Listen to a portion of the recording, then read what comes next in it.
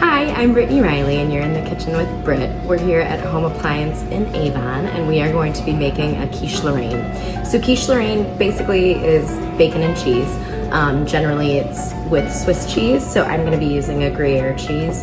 And it's a real traditional basic quiche recipe. You can add other things to it, you know, it's kind of anything goes, but for the specific quiche Lorraine, it's bacon Swiss. We are going to be substituting generally, it would be all heavy cream, and that's a little bit too heavy for my taste, so I'm doing just a little bit of heavy cream and more whole milk instead. So I've got both of those in here and my eggs, and this is a nice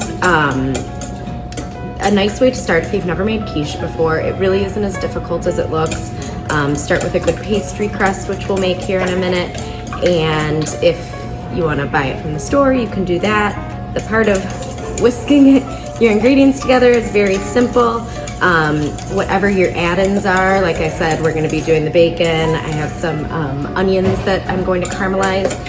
What we'll do is we'll take that partly baked crust, put our kind of add-ins on the bottom, so it'll be bacon and onions.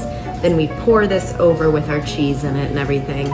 And it's gonna be standard with any kind that you make. You know, you wanna put broccoli at the bottom, you wanna add asparagus and fresh mint or whatever you wanna do. So we have this all whisked up. I did add some salt in, but I'm gonna crack some fresh pepper. And then we will whisk our Gruyere cheese into this.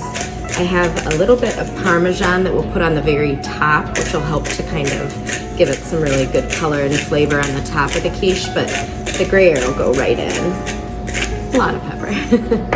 All right, and then we will whisk in our cheese and get to making that pie crust, roll that out. We're gonna just pre-bake it for about 15 minutes, and that really helps because, you know, when we add this full-on liquid filling, we don't want it to get soggy on the bottom, so just having it baked for a little bit will help to create a good barrier as far as that's concerned. So let's get our crust made and get this put together.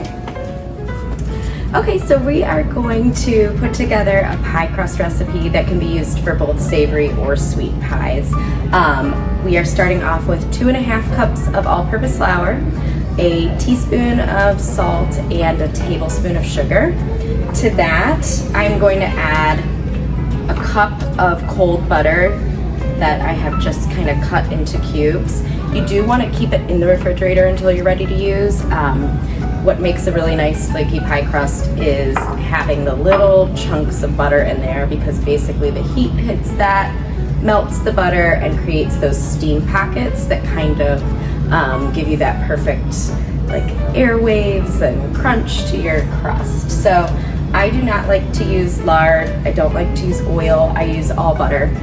I generally use my food processor just because I have a lot of control. It's not a big mess. I can just hit my pulse button and break down that butter. And like I said, what we're doing is really just breaking it down. We're gonna go to the like green pea-sized pieces. We don't want to just like turn this on and pulverize the butter and soften it. Defeats the purpose. If you want to do this by hand though, you can do this completely by hand and use your fingertips to break it up, or even a pastry blender. That's that tool that has kind of like the little cage at the end with the lines, and you can use that to cut in the butter. Sometimes we'll use even like 2 butter knives to mimic that. But if I'm going by hand, I'm just gonna use my actual hand. So we'll start off by pulsing and get to that kind of gravel-sized, pea-sized pieces of butter, which takes maybe like 20 to 30 pulses, I think. And once we're there, we kind of take this little top piece out, and we're gonna be adding in 6 to 8 tablespoons of ice water, and it just depends on, you know, humidity, the flour, measurement, you know, all that kind of stuff as to exactly how much we're gonna add. So I just start and add about 2 tablespoons at a time. I actually have ice in here to keep it cold, and you know, basically the reason that we want it to be super cold is again to keep that butter intact. If we add, you know, even just lukewarm water, it can start to soften. I mean, we know how quickly butter can soften. So I'll add about 2 tablespoons and just start kind of bringing that in the same way. After we've added right about 6, I'll actually open up the top of the food processor and check it by hand, just because it can look really crumbly to the eye when we're looking at, you know, the machine, but once we grab onto it, we can see that, okay, it might be pretty close. It'll start to come together really around that 6 tablespoon mark. And my guess is we'll need the extra 2 most likely. So it's kind of pulling away from the sides, clumping a little bit in the center. I'm gonna basically just take like a handful and squeeze it, and I can see it's pretty close. And I wouldn't want it to be sticky because obviously we're rolling this out by hand. So I'm gonna add maybe just 1 more tablespoon to bring in some of the extra crumbly parts, and that should be good. So we ended up adding right about 7 tablespoons.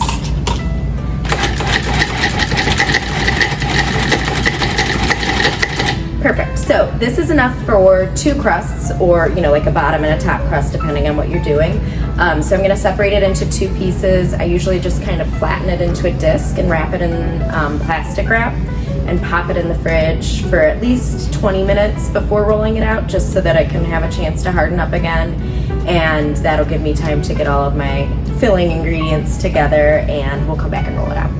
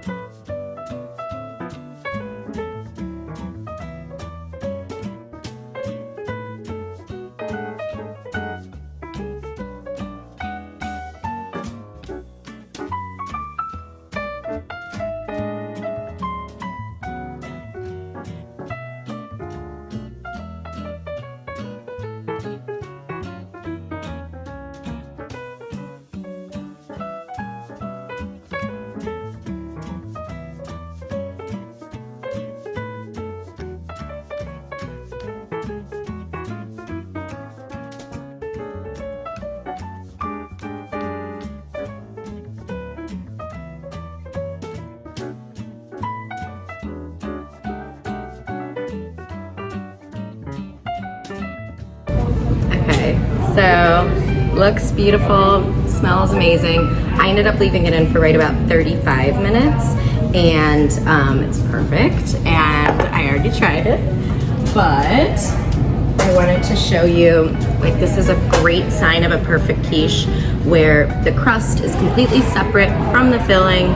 It's not spilling over, which means that it's really well set. You know, that test when you take it to check it in the oven, it's not just brownness. Sometimes we even have to put foil over to prevent that. It's more that little shake to see. And it'll still be a little bit jiggly, but you don't want to see just like liquid in the center. So this is set really well. You know, when you take a piece, you have to really break through that crust, which means that it did not get soggy. And when you eat it, it's divine. Enjoy.